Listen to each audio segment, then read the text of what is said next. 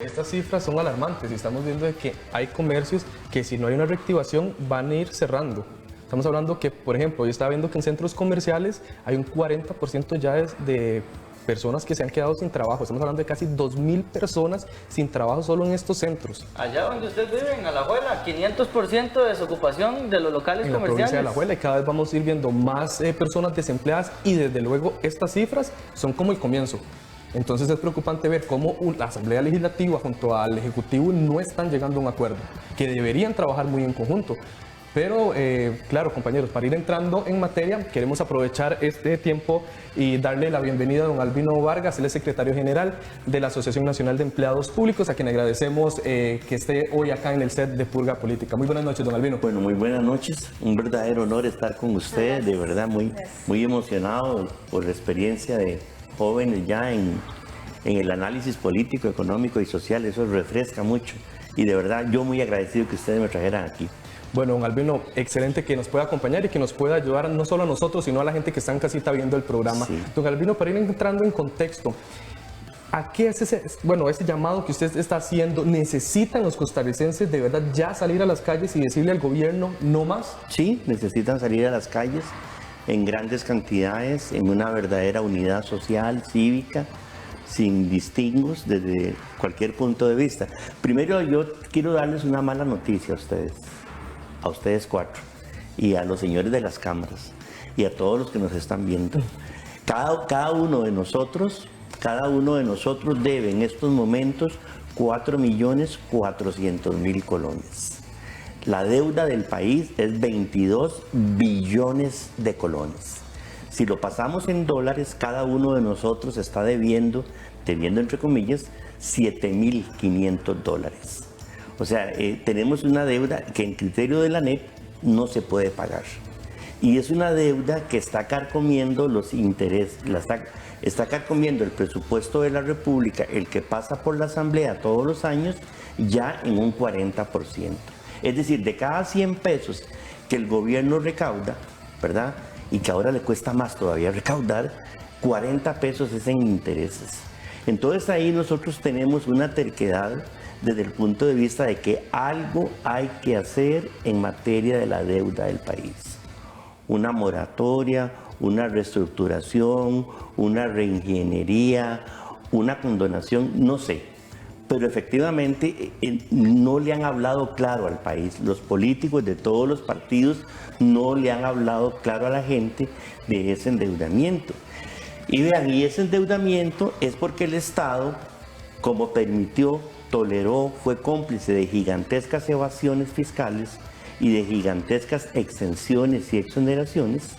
Entonces el Estado lo que hacía era endeudarse y endeudarse y endeudarse. Ayer Diario Extra sacó en primera plana, Diario Extra tituló en primera plana que las exoneraciones son de 1.600.000 millones de colones.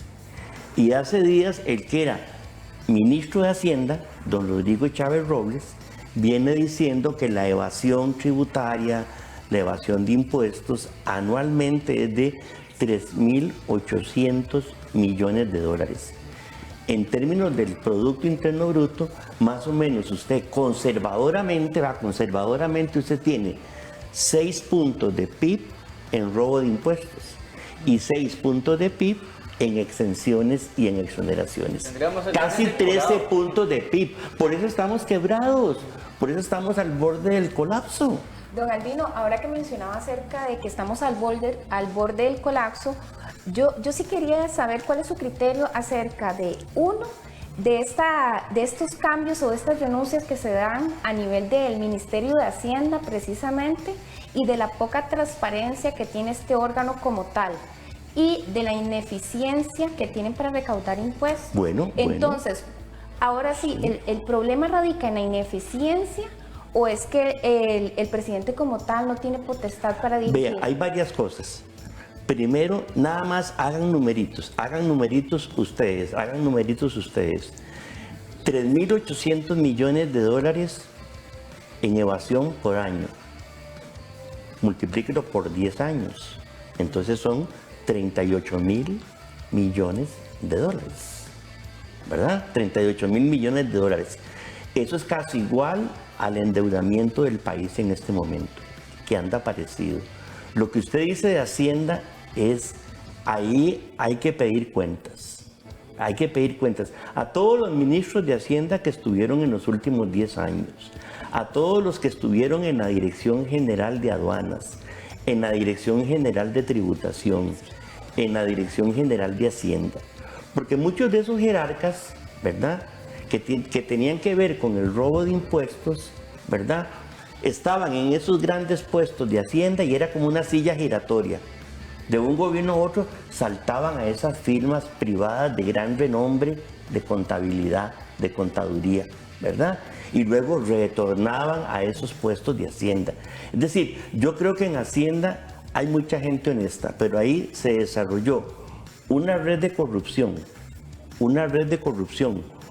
una ausencia de innovación tecnológica adrede, deliberada. Un departamento, a mí me llaman llorando, de un departamento de Hacienda que tiene que ver con el proceso administrativo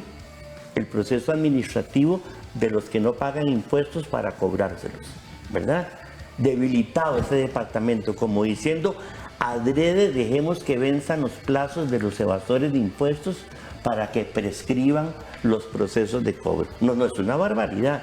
Y yo creo que los ministros de Hacienda o se enfrentan a esas gigantescas redes de corrupción donde se colude lo público y lo privado, ¿verdad? O se vuelven grandes conchudos, ¿verdad? Porque le voy a dar un ejemplo. Aparecen a cada rato, ustedes no han visto ese escándalo, firmas de renombre, firmas comerciales, empresariales, grandes corporaciones de rimbombantes nombres, y de ahí no declaran impuestos porque dice que tuvieron pérdidas y no tuvieron ganancias. Y la última lista que salió de todos ese montón de nombres, gracias a una gestión del diputado José María Villalta, fue del 2018 y del 2019, antes de la pandemia. ¿Y quién era la ministra de Hacienda? Rocío Aguilar Montoya, que se fue a Hacienda cuestionada por la Contraloría y la premiaron mandándola a la Superintendencia de Pensiones a ganarse 9 millones de pesos. Esa señora tiene que dar explicaciones. ¿Qué hizo esos 2 años? ¿Qué hizo esos 2 años al frente de Hacienda? ¿Qué le decía a Aduanas? ¿Qué le decía a la Dirección General de Hacienda, por ejemplo? ¿Y cómo puede ser posible que usted, firma de renombre, aparezca cada año, y usted no declara, sin reportar nada? Es increíble. ¿Y cómo se mantiene usted? ¿Verdad? Entonces, de verdad, hay una evasión espantosa. Y lo peor, termino con esto, perdonen el abuso, las soluciones están. Los proyectos están. En la Asamblea Legislativa anterior hubo una comisión legislativa que se llamó la Comisión de los Papeles de Panamá.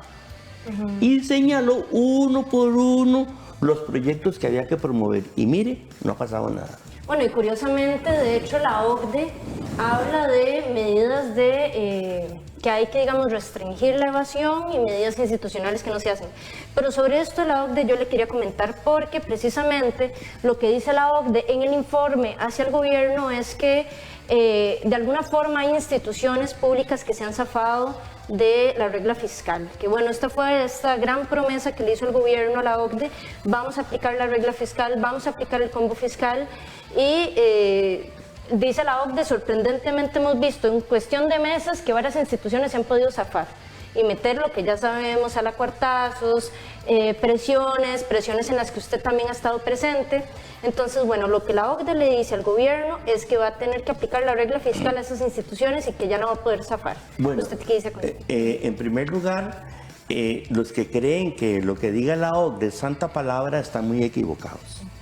La OCDE es parte de un proyecto global, ¿verdad?, de estructuración de las sociedades, donde la potenciación absoluta es al libre mercado sin restricciones. Y la regla fiscal, en determinados casos, como lo estamos viendo ahorita, no sirve. No sirve porque precisamente en épocas de tragedia social, y esta es una gigantesca tragedia social, la pandemia, son los servicios públicos los llamados primero a atender la emergencia y en segunda instancia los llamados a potenciar la reactivación económica. la reactivación económica. A nosotros nos dicen de la OCDE, ¿verdad? En los periódicos. Pero aquí no dicen que el mismo Fondo Monetario Internacional mandó a decir dos cosas, que yo las leí, digo yo, las leí como 3 veces para ver si estaba leyendo bien. Lo primero que dijo el Fondo Monetario Internacional es número uno, no disminuyan el gasto público. El gasto público es esencial para la reactivación económica en la post-pandemia. Y aquí andan como locos, recorte, ¿verdad? Y 2, dijo el Fondo Monetario Internacional, hay que ponerle un impuesto a los mega ricos, a los super ricos, a los ricos de los ricos de los ricos, porque los ricos van a tener que tributar con un impuesto por lo menos solidario. De hecho, hay 2 proyectos de ley en la Asamblea que hay que mirarlos con mucha atención, ¿verdad? Hay que mirarlos con mucha atención.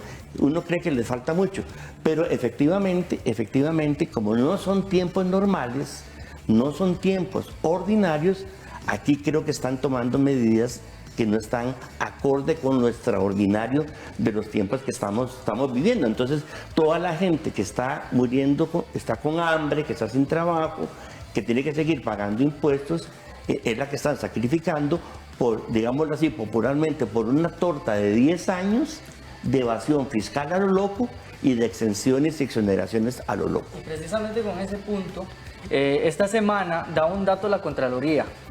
Desde el punto de vista de ustedes como representantes del sector público, la Contraloría dice que en 14 instituciones el gasto en remuneraciones es de 24.000 millones a la alza, creció en 24.000 millones, y que por cada 100.000 de salario se reciben 112.000 en incentivos. ¿A qué voy?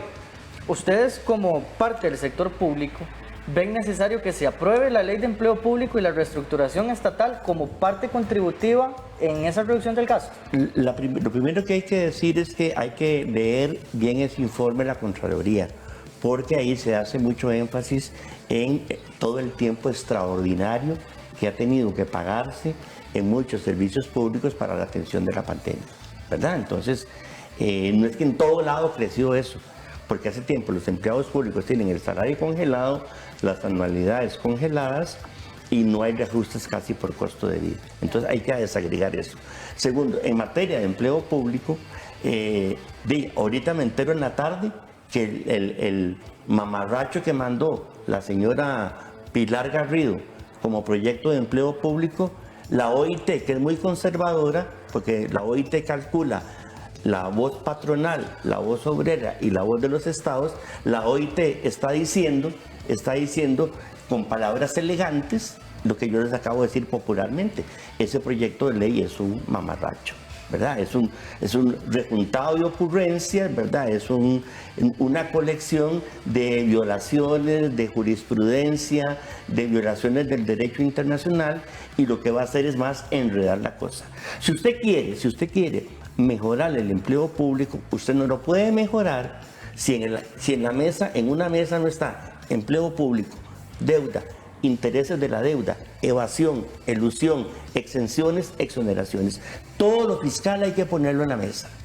Todo lo fiscal hay que ponerlo en la mesa, y aquí no quieren hacer eso. No quieren hacer eso, se dejan llevar por el dictado de cierta prensa, ¿verdad?, que dice que hay que prender hogueras aquí y obnubilan la mente de muchos buenos legisladores de buena fe y los ponen a votar casi que a ciegas.